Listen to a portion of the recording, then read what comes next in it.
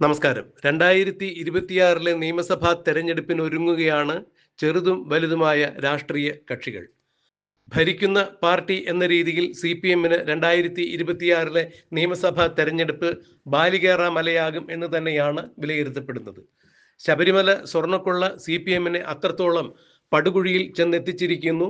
CPMന്റെ MLAയും CPM നിയോഗിച്ച 2 ദേവസ്വം പ്രസിഡന്റുമാരും ഒരു തവണ ദേവസ്വം കമ്മീഷണറായിരുന്ന ഒരാളും CPMന്റെ സംഘടനാ നേതൃത്വത്തിലുള്ള ദേവസ്വം ജോലിക്കാരും ദേവസ്വം എക്സിക്യൂട്ടീവ് മെമ്പേഴ്സുമെല്ലാം അറസ്റ്റിലായ സാഹചര്യത്തിൽ CPM ഈ വിഷയത്തിൽ നാണം കെട്ട് നാറി ഉടുമുണ്ടുരിഞ്ഞ് ജനമധ്യത്തിൽ നിൽക്കുന്ന അവസ്ഥയിലായി കാര്യങ്ങൾ. ഇക്കഴിഞ്ഞ തദ്ദേശ സ്വയംഭരണ സ്ഥാപനങ്ങളിലേക്ക് നടന്ന തെരഞ്ഞെടുപ്പിലും ശബരിമല സ്വർണ്ണക്കൊള്ള വലിയ വിഷയമായിട്ടുണ്ടായിരുന്നു. ഇതേ തുടർന്ന് തന്നെയാണ് പോറ്റിയെ കേറ്റിയെ എന്നുള്ള ഒരു പാട്ട് പോലും നിരോധിക്കുവാൻ CPM മുന്നിട്ടിറങ്ങിയതും പിന്നീട് ആ വിഷയത്തിൽ മുൻപെങ്ങുമില്ലാത്ത വിധം CPM ആവിഷ്കാര സ്വാതന്ത്ര്യത്തിന് വേണ്ടി നിലകൊള്ളുന്ന പാർട്ടിയാണ് എന്ന് പറഞ്ഞിട്ട് തീർച്ചയായും ആ ഒരു വിഷയത്തിന്റെ പേരിൽ തന്നെ CPM പ്രതിക്കൂട്ടിലാകുന്ന കാഴ്ചയാണ് കാണാൻ കഴിഞ്ഞത്. പോറ്റിയെ കേറ്റിയെ എന്നുള്ള ഒരു പാട്ട് സഖാക്കളാണ് സ്വർണം കട്ടത് എന്നുള്ള ആ പാട്ടിനെ പോലും ചെറുത്ത് നിൽക്കാനോ അല്ലെങ്കിൽ ആ പാട്ട് പോലും രാഷ്ട്രീയ എതിരാളികളുടെ പ്രചരണമാണ്, അതിന് അവർക്ക് സ്വാതന്ത്ര്യമുണ്ട്, ആവിഷ്കാര സ്വാതന്ത്ര്യമുണ്ട്, ആശയ സ്വാതന്ത്ര്യമുണ്ട്, അഭിപ്രായ സ്വാതന്ത്ര്യമുണ്ട് എന്ന് മനസ്സിലാക്കാൻ കഴിയാതെ അതിനോട് പോലും അസഹിഷ്ണുതാ മനോഭാവം കാണിക്കുന്ന CPM ശബരിമല സ്വർണ്ണക്കൊള്ള വിഷയത്തിൽ അക്ഷരാർത്ഥത്തിൽ പെട്ടിരിക്കുന്ന കാഴ്ചയാണ് കാണാൻ കഴിയുന്നത്.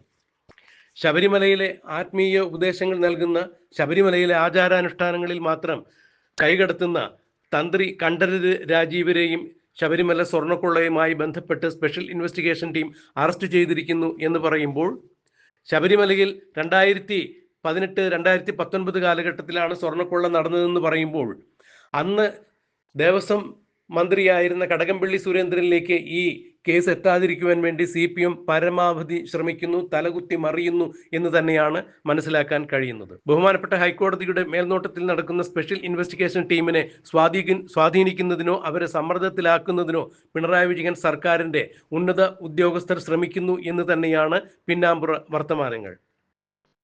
അതെന്തു തന്നെയായാലും ശബരിമല സ്വർണ്ണക്കൊള്ളയുമായി ബന്ധപ്പെട്ട കടകംപള്ളി സുരേന്ദ്രനെ അതീവ രഹസ്യമായി SIT ഒരു തവണ വിളിച്ചു വരുത്തി ചോദ്യം ചെയ്യുകയുണ്ടായി. പിന്നീട് അദ്ദേഹത്തെ വിട്ടയച്ചു. എന്നാൽ ശബരിമല സ്വർണ്ണക്കൊള്ളയുമായി ബന്ധപ്പെട്ട് ശബരിമലയിലെ ആഭ്യന്തര കാര്യങ്ങളിൽ, അതായത് ഭരണപരമായ കാര്യങ്ങളിൽ ഇടപെടാത്ത ആചാരപരമായ കാര്യങ്ങളിൽ മാത്രം അനുജ്ഞ നൽകുന്ന തന്ത്രിയെ ശബരിമല സ്വർണ്ണക്കൊള്ളയ്ക്ക് മൗനാനുവാദം നൽകി എന്ന പേരിൽ അറസ്റ്റ് ചെയ്ത് ജയിലിൽ അടച്ചിരിക്കുന്ന സാഹചര്യത്തിൽ ശബരിമല സ്വർണ്ണക്കൊള്ളയുടെ അല്ലെങ്കിൽ ശബരിമലയിൽ നടക്കുന്ന അഥവാ കേരളത്തിലെ ദേവസ്വം ബോർഡുകളിൽ നടക്കുന്ന എല്ലാ കാര്യങ്ങളും അറിയേണ്ടതായ എല്ലാ കാര്യങ്ങളുടെയും അഡ്മിനിസ്ട്രേഷൻ വഹിക്കുന്ന ദേവസ്വം വകുപ്പ് മന്ത്രിയായ കടകംപള്ളി സുരേന്ദ്രനെ, അതായത് ശബരിമല സ്വർണ്ണക്കൊള്ള നടക്കുമ്പോൾ 2018-19 കാലഘട്ടത്തിൽ ഒന്നാം പിണറായി വിജയൻ സർക്കാരിൽ ദേവസ്വം വകുപ്പ് മന്ത്രിയായിരുന്ന കടകംപള്ളി സുരേന്ദ്രനിലേക്ക് ഇപ്പോഴും SIT എത്തുന്നില്ല എന്നുള്ളത് വലിയ ചോദ്യചിഹ്നം തന്നെയായി മാറിയിരിക്കുന്നു.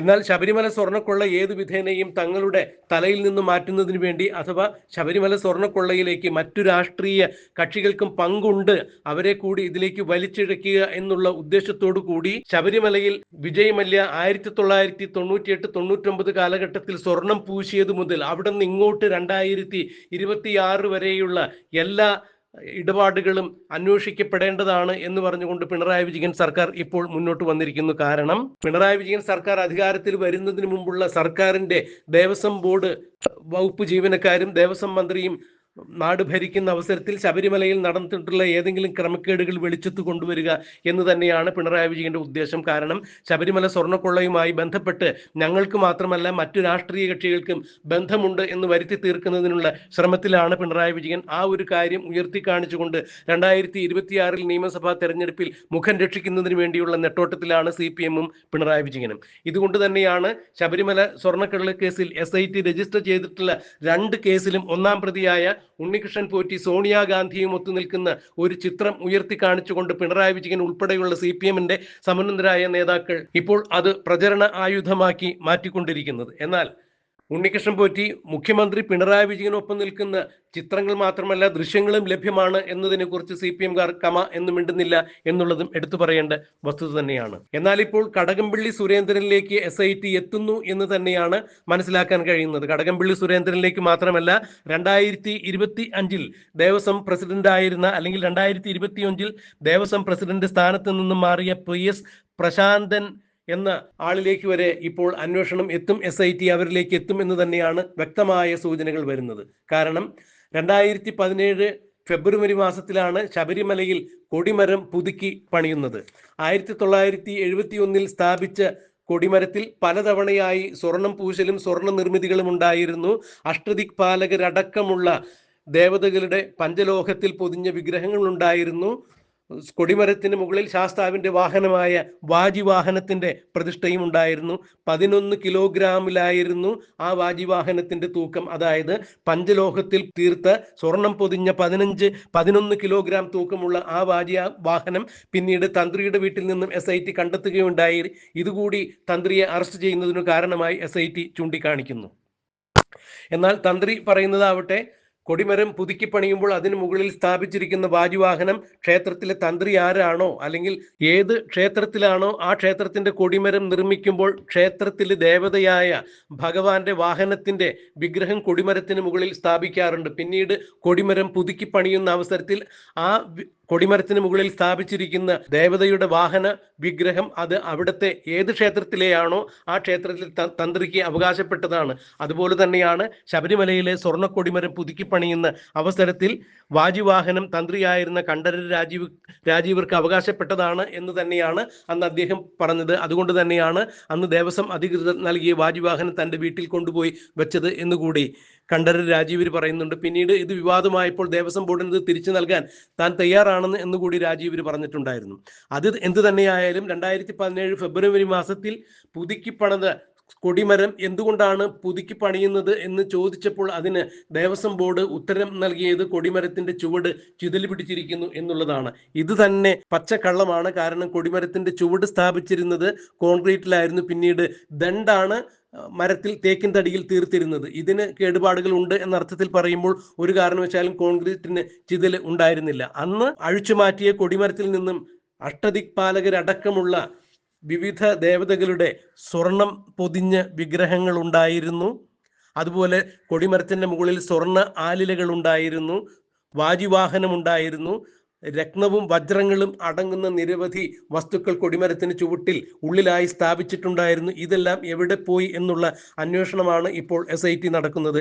ഈ കേസ് കൂടി എടുക്കുമ്പോൾ 2017-18 കാലഘട്ടത്തിൽ ശബരിമലയിൽ ദേവസ്വം വകുപ്പ് മന്ത്രിയായിരുന്ന, അല്ലെങ്കിൽ 2018-19 കാലഘട്ടത്തിൽ ശബരിമലയിൽ നടന്ന സ്വർണ്ണക്കൊള്ളയും കൊടിമര കവർച്ചയുമെല്ലാം ഉൾപ്പെട്ട് കൊടിമരം നിർമ്മിക്കുന്നതിനോടനുബന്ധിച്ച് നടന്നിട്ടുണ്ടായിരുന്നു എന്ന് പറയുന്ന കാണാതായ എല്ലാ വസ്തുവകളെക്കുറിച്ചും അന്ന് നിലവിലുണ്ടായിരുന്ന എല്ലാവരും മറുപടി പറയേണ്ടതായി വരും. അങ്ങനെയാണ് കടകംപള്ളി സുരേന്ദ്രനിലേക്ക് SIT എത്തുന്നത് എന്നുള്ള പുതിയ വിവരമാണ് പുറത്തു വരുന്നത്. കൂടാതെ 2025-ൽ ദ്വാരപാലക ശില്പങ്ങളും സ്വർണ്ണപ്പാളികളും വീണ്ടും ഉണ്ണികൃഷ്ണൻ പോറ്റിയുടെ കൈവശം ദേവസ്വം കമ്മീഷണർ അറിയാതെ, സ്പെഷ്യൽ കമ്മീഷണർ അറിയാതെ PS പ്രശാന്തൻ എന്ന ദേവസ്വം പ്രസിഡന്റ് സ്വർണം പൂശുന്നതിന് വേണ്ടി അഴിച്ചു കൊടുക്കുകയുണ്ടായി. ഇത് പിന്നീട് സ്പെഷ്യൽ കമ്മീഷണർ ഹൈക്കോടതിയെ ബോധിപ്പിക്കുകയും താൻ അറിയാതെ ഹൈക്കോടതിയെ അറിയിക്കാതെ ഈ സ്വർണ്ണ മരാമത്തുകൾക്കായി ശബരിമലയിൽ നിന്നും ദ്വാരപാലക ശില്പങ്ങളും കട്ടിളപ്പടിയും ഇളക്കി കൊണ്ടുപോയി എന്നുള്ള പരാതിയെ തുടർന്ന് ഹൈക്കോടതി ഇടപെട്ട് വീണ്ടും അത് തിരിച്ച് സന്നിധാനത്തിലേക്ക് കൊണ്ടുവരികയായിരുന്നു. ഇതിൽ ഏതെങ്കിലും തരത്തിൽ തിരിമറികൾ നടന്നിട്ടുണ്ടോ, അതിന് അന്നത്തെ പ്രസിഡന്റായിരുന്ന PS പ്രശാന്തൻ ഉത്തരവാദിയായിട്ടുണ്ടോ എന്നുള്ള കാര്യങ്ങളെല്ലാം വീണ്ടും പരിശോധിക്കപ്പെടും. അങ്ങനെയെങ്കിൽ 3 തവണ ചോദ്യം ചെയ്തിട്ട് പിന്നീട് വിട്ടയച്ച PS പ്രശാന്തനും അറസ്റ്റിലാവും. കടകംപള്ളി സുരേന്ദ്രൻ എന്ന ദേവസ്വം വകുപ്പ് മന്ത്രിയിലേക്കും മുൻ ദേവസ്വം പ്രസിഡന്റ് PS പ്രശാന്തനിലേക്കും ഇപ്പോൾ ശബരിമല സ്വർണ്ണക്കൊള്ളയുമായി ബന്ധപ്പെട്ട് SIT എത്തുന്നു. കൊടിമരം പുതുക്കി പണിതതുമായി ബന്ധപ്പെട്ട പുതിയൊരു കേസുകളിലേക്ക് കൂടി SIT ചെന്നെത്തുമ്പോൾ തീർച്ചയായും പിണറായി വിജയൻ സർക്കാർ 2026-ൽ ശബരിമല സ്വർണ്ണക്കൊള്ള കേസിൽ അടിമുടി പതറും എന്നുള്ള കാര്യം ഏതാണ്ട് ഉറപ്പായിരിക്കുന്നു. ഇതുവരെയും എന്തുകൊണ്ടാണ് ശങ്കർദാസിനെ അറസ്റ്റ് ചെയ്യാത്തത്? ഉന്നത ബന്ധങ്ങൾ ഉള്ളതിനാലാണോ, മകൻ SP ആയതിനാലാണോ ശങ്കർദാസിനെ അറസ്റ്റ് ചെയ്യാത്തത് എന്ന് ബഹുമാനപ്പെട്ട ഹൈക്കോടതിയുടെ നിരന്തരമായ ചോദ്യത്തിനൊടുവിൽ കഴിഞ്ഞ ദിവസം ശങ്കർദാസിനെ അറസ്റ്റ് ചെയ്തിട്ടുണ്ടായിരുന്നു.